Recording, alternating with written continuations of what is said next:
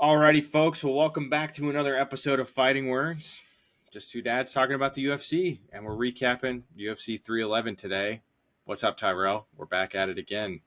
I'm excited, man. I'm excited to talk about a special bantamweight we saw do his thing on Saturday night. Not enough believers in the chat, and I just want to say thanks to the new subscriber that just decided I'm going to subscribe off of Ian's prophetic words about Marab. I mean, that was thank you.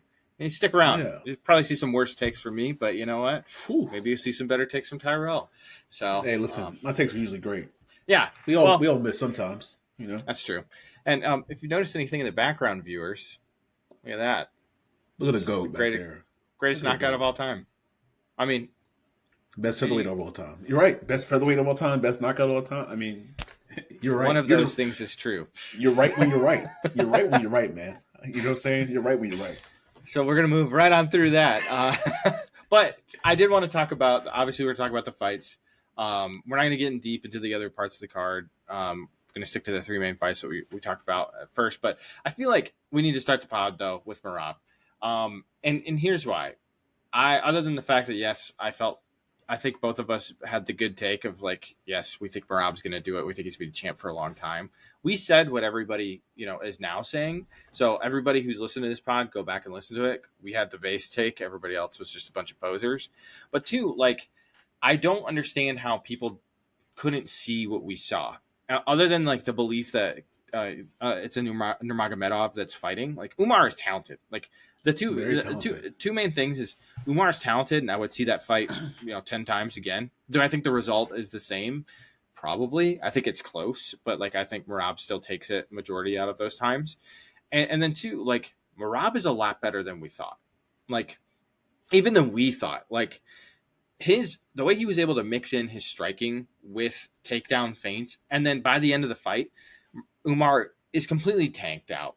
And Marab is like, I'm going to take it to him and I'm going to showboat. I don't know how you can't love this guy. Like, I don't know. Like, he is, like, I texted you this when we were watching the fights. He's moved into my top favorite fighters to watch.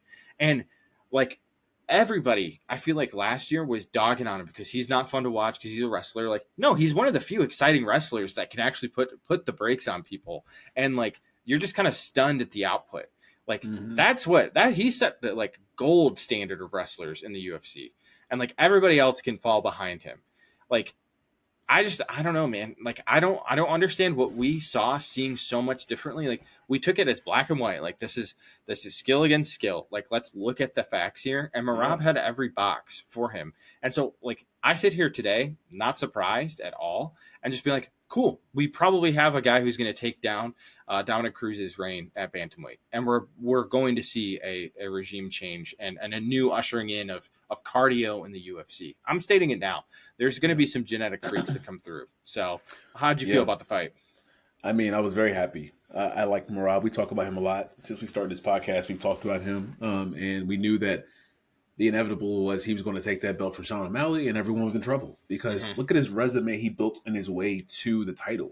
Right. And he had to sit behind his friend Aljamain Sterling, who was the champion currently. But from what you heard behind the scenes was he's whooping everybody in the training room. Like he was the guy. He just got held back by his buddy. And I think it's pretty obvious that if him and Aljo fought, he would have took the belt from Aljo whenever he wanted to. But there's no question. No question, right?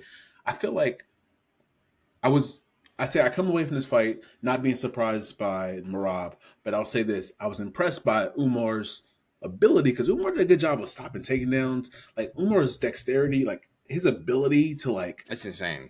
Like he's legit. He's legit, and all these other top contenders in bantamweight, you're going to have a hard time beating that kid because he's going to train even harder to be better prepared for 5-round fights. And folks out there, let's not act like he went against the machine. The machine puts that pressure on you and makes you that exhausted. I think if he fights anyone else in the 5-round fight in the division, he doesn't get that exhausted because he dictates more. Rob was just pushing this guy wherever he wanted to in the cage. Yeah, and even if it wasn't completing it. Just shooting. I'm going to grab your leg. I'm going to throw you. And then try to take Marab down. And I will give him credit. Right. He was looking at Khabib with Buddy on the back of his legs trying to pull him down. He's like this. Like he's just taunting in the middle of a takedown. Yeah. He got taken down though. But it's I will say this. I'll give you more of this. He did break his hand. I don't know if you saw Yeah, pictures. It was disgusting. So that did take away his ability probably to strike, right? He looked sharp in the he first two did. rounds. So I will say I'll give him that. I don't think the outcome changes. I just No. think Marab's ability to put pressure on you and shoot and shoot and shoot and mix in his strikes like he did his fight. I'm really Mm-hmm. impressed by that. I think he's unstoppable, man. I think, like you said, I think he takes down Dominic Cruz's reign and Mm-hmm. becomes the bantamweight king. I don't know who you put in there with him. I don't know who you can give him that can stop him. I There's saw no one that. Pantoja get thrown out there, and I'm like, you're smoking. If you put Yeah, Pantoja in there, he's getting his boot smoked too. yeah. I think that Sean O'Malley sat in that crowd and was like, I'm never getting that strap back ever again. No, no. How do you think about that? Like, yeah, There's I no understand way. Sean's like recentering and shut down social media and did all, Don't matter. buddy. Like, it's gonna take you years and years to even get on the level that Marab's at. And like, Yep. I look like it's like, okay, so who's in the bantamweight division that would even give him fits? Well, he just beat the guy everybody said he was going to lose to. Okay, well, he just beat the guy that to get the belt that everybody said he was going to get knocked out from. Like Corey Sandhagen is not deserving. Like Who just got dominated by yeah, Umar. yeah, exactly. Like we going on the list, like it's just like there's no one even close to him, and like they'll probably feed him to it. But that's because I know Marab wants to stay active. But like if you want to talk about injuries, Marab had injuries coming into the fight. He Like should have even fought. Yeah. no, he shouldn't have even fought. And guess what he did? I also think he just won Dana over, by the way, because of the willingness to go fight to Umar. He did. Like he not only cashed in a favor, won, and then became more exciting because he played to the crowd. Like that's the thing that people don't understand. Like if you're that good, you can do what he did that night. And I will say this: credit to Umar. I have never seen an ankle pick reversal. I don't know if you watched that where Marab has the ankle pick, and somehow Umar gets out of it and is somehow taking Marab down. After how talented he is. Respect to him, man. He impressed me. I don't know how you walk away from this. I was listening to a commentator, and they were like, I don't know why they gave that fight in the night. I was like, were we watching? Like, you get paid money to go do this. We do this out of the kindness of our hearts and upload this to YouTube. You get paid probably a pretty decent check, and you're telling me that this was not your fight of the night and it should have gone to Yuri and Jamal? Don't get me wrong. That was a great fight too. But, like, you're not a casual commentator. I think the people in the comments would think we were casual commentators if I could be so bold. Yeah. And yet here you are saying that they didn't deserve that check. I'm like, we're clearly not on the same level as these stupid pundits because somehow we decided that we understand MMA more than these other people. And I'm saying that we're putting it in the podcast. That's right. Everybody who's tuning in, we come here for the base takes. We aren't the company, man. If we sell out, okay, cool. That's fine. Whatever. But, it is what it is. In white. Yeah. I mean, just pay us those money. Yeah. I mean, but until what do you want then, me to say? What do you want me to say? Yeah, exactly. So, but all that to say is happy for Marab. Long live the king. Like, I think Umar needed the humbling. There's no question. But I think he'll be back. I think he'll be back, and I wouldn't be surprised if it's in the next 2 to 3 fights. Like that's what I expect from them, because there's not a lot of people in that division left. So, but in terms of other fights on the card, I'm gonna have a hot take right coming out of the gate. We're talking about the main event with Islam and Moicano. We're on the same page. Okay, good. Slam dunk. I like this. And anyone thinking that Islam is the lightweight GOAT, I'm sorry, you're wrong. And I know even Islam would concede that Khabib is better than him. I do think, and this is where my concession is, I do think Khabib is the lightweight GOAT. I think there's argument for the others, but I think in terms of the competition and how he beat them and what he did, there's no question. You cannot, and I repeat, cannot justify to me 2 things. A featherweight moving up to lightweight and losing a very close fight, potentially a controversial decision loss that should have been in Volk's favor, and then a 10-day, what was it? It was like not even that. It was like shorter than that. That Volk steps in at the last minute notice and gets knocked out. Those 2 defenses don't count. I'm sorry, they don't. Like we need to push the reset button on that. And then a last minute change out because the guy who is legitimately a contender and could potentially threaten your crown is now has to pull out because of back spasms, because of a recurring injury. Like, I'm sorry, man. Like, they pulled up the 6th ranked, 7th ranked guy and said, yeah, this guy's good enough to fight. 10th. Sorry. Yeah. 10th even ranked. worse. Yeah. So like no, like that doesn't matter. And I will say this: the fight against Dustin Poirier, a very legitimate win. There's no question about it. I think we can analyze it and nitpick, but like I'm going to give him that one. He won fair and square. It was a good fight. Islam got a lot of credit from me that night on that fight. The other thing that I'll say is that I think Islam has positioning himself well. He said, "I like this belt. Come get it." I think that when you're positioning yourself like that, it makes me happy because you're not fighting up a division just yet. And also, you recognize, hey, I'm the champ. Let's do it. I'm here to fight. I don't care who. I respect I that. love that. I love that. Yeah, I I love that. respect it a lot. So I think anybody who's thinking that he's the goat just because he got the title defenses, cool. Yeah. I disagree wholeheartedly. No, I totally agree with that. I don't think he's the lightweight goat. I think that that's potentially a thing, but if he runs Mm-hmm. to welterweight, then we will never get to see. I think there's a lot more people that he needs to check off on the box. Mm-hmm. Because there's a lot of good lightweights that I would love to see him fight against. Mm-hmm. So I hope that he stays for at least 3 or 4 more. I mean, I would love to see him get in Charles again. Maybe even Max in there. Maybe even Dan Hook. I mean, it'd be Dan. Maybe not Dan. Maybe Justin Gaethje gets in there. Let me get a little bit of those guys. Maybe even Faseev, Rafael Matouche. Faseev, Matush Yeah. Gamrot. Maybe we get those guys before you decide to move on. I Mm-hmm. doubt he does that many. No. But I do love him saying that, hey, I'm the champion and whoever they want me to send a contract. I love Mm-hmm. that. I Mm-hmm. love that. If you're really about that action, I love that. Yeah. But I agree. Not the lightweight go yet. And him beating Volk's impressive, but like in the way it happened, the first one was very close, like you mentioned. Second one be like on maybe I don't was it 6 days, It 7 days, was 8 days? crazy. It Yeah. was It was quick, right? so short. So kudos to Volk for stepping up and Islam for handling business, right? Mm-hmm. You got to handle business, but I don't think we're there yet with him. But I think, yeah, I don't think. I think I love Renato Moicano's comments afterwards, like just Mm-hmm. saying, like just realizing, like I may not get back here again, Yeah. and I appreciate it. I like him. I think he is a really good budding star. He's not a star, but he's kind of gotten a fanfare for sure. Yeah. Of course. But last thing I'll say about this before we move on to the nenext one, he gonna get smoked by Charles Oliveira, yo. Like Islam, you don't want that. You don't want Um. that Charles Oliveira smoke. You don't want to get in there with him again. People putting hands on you. Wakanda was mixing it up a little bit with you Yeah. before. Right at the beginning. Yeah. I don't know, man. If Charles is more active with his hands and safe, Mm-hmm. it may be a tough night. I love that rematch. I I love do that Dana too. said that Armin has to go back and work his way up because I don't know, man. I'm wondering, Armin, if you hurt your back by trying to show off for Nina Drama, doing that weird little spin thing to show your flexibility and hurt your back, then because if you're already cutting weight, I can see that can hurt you doing Mm-hmm. something like that. So you're trying to be cool and show that off, and probably got hurt then and there, and it wasn't the day before weigh-ins actually. But we'll never know that probably. But there's a No. reason Dana is moving on from you, Yeah. and he said the doctors came to check you out and you couldn't go. So I think he's questioning you. Um, yeah, and like you said before we move on, that's why Dana now probably loves Marab even more Mm-hmm. because Marab had clearly had a staph or something in his leg. He had another injury with his back. He said he knew about and still took that fight on 6 weeks' notice or whatever it was, and performed like that. He didn't run 5 rounds around, not trying to strike or trying to get into the stuff. Nope. He was showboat. He was doing everything you want out of a star. And Yep. truthfully, he outshined Islam Yep. on that card. Oh yeah. I didn't even want to watch the follow up because I was like, no, That's all I I've already needed. seen what I wanted. Yeah. He made himself a household star. Everybody in that crowd was cheering for Marab. Yeah.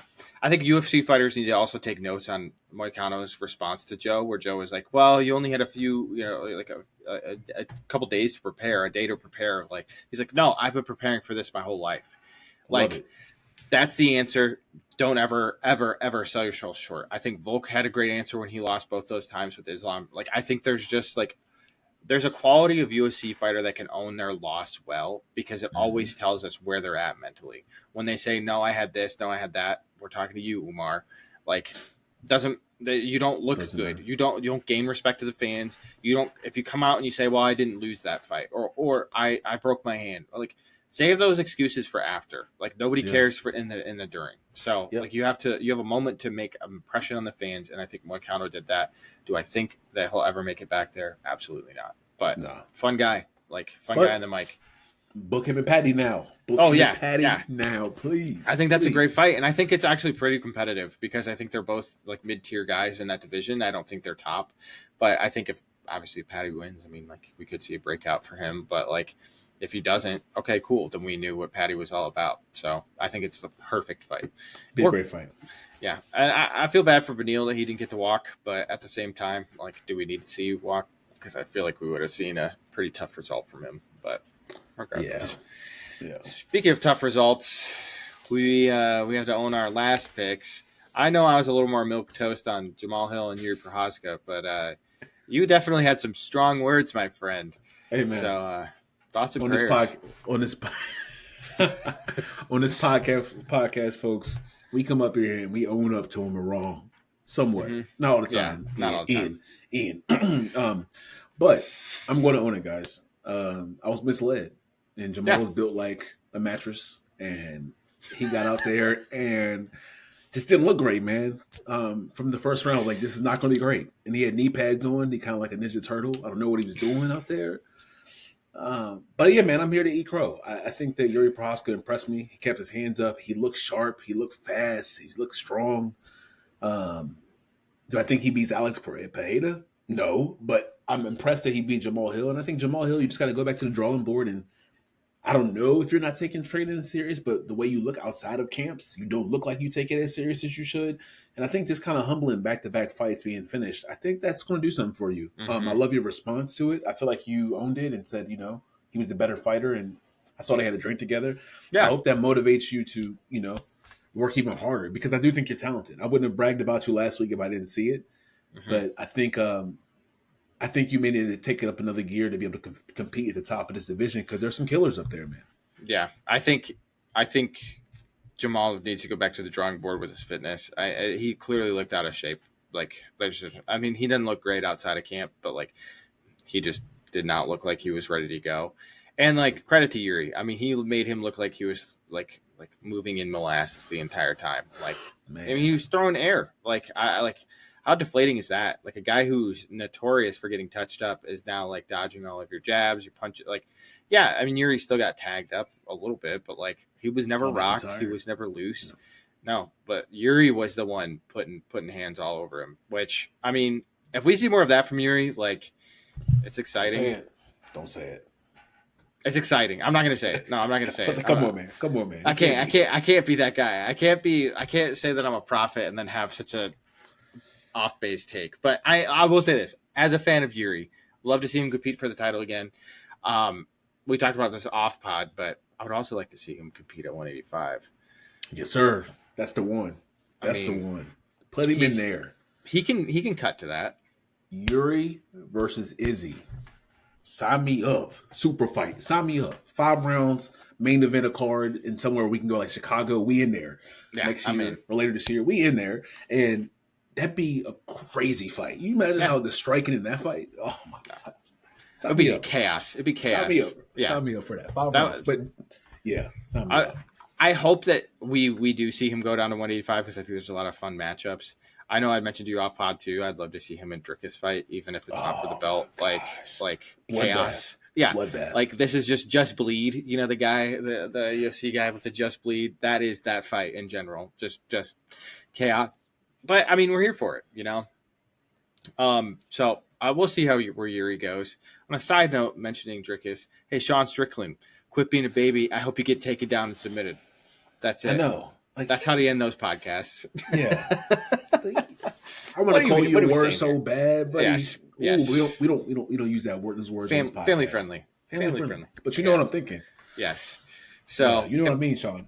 If you stuck around this long and hear that take, clip it up, send it over to Sean, and he can hurl some racist things at us. So we'll deal with it. So he will. It's fine. It's fine. So thoughts and prayers for us.